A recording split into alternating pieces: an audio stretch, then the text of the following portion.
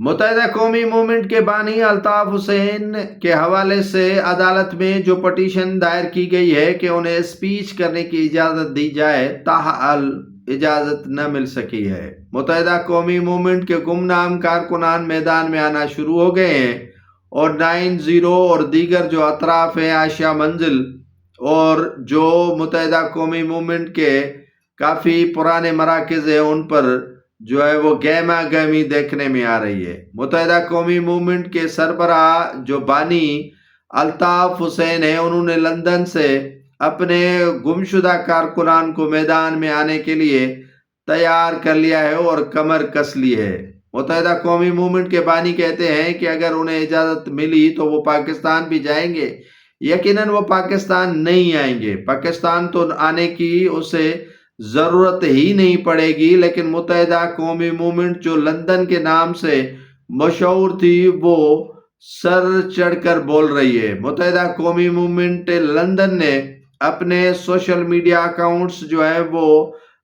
جیتھری بندوق کی طرح جو ہے وہ چلوانے شروع کر دیے ہیں، اور متحدہ قومی موومنٹ پاکستان کے کئی رہنما جو ہے وہ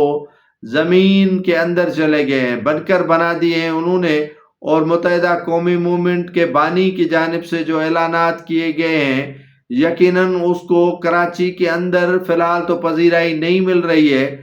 لیکن آگے چل کر بڑی پذیرائی کی پیشن گوئیاں کر دی گئی ہیں۔ متحدہ قومی موومنٹ کے بانی الطاف حسین جو چاہ رہے ہیں کہ انہیں پاکستان بالخصوص کراچی کے اندر اسپیس دیا جائے، لیکن تاحال اسے اسپیس نہیں ملا، لیکن انہوں نے کارکنان کو تیار کرنے کا سلسلہ شروع کر رکھا ہے۔ کارکنان نے بھی اپنے بانی کے استقبال کے لیے تیاریاں کر رکھی ہیں، اور وقتاً بوقتاً ان کے جو خطابات نہیں آ رہے ہیں، لیکن جو کارکنان جمع ہوتے ہیں ان کو ان کا خطاب ضرور ہوتا ہے، اور ان کو مشتعل کرنے کے لیے یا تیار کرنے کے لیے تیاریاں ہو رہی ہیں۔ متحدہ قومی موومنٹ پاکستان کے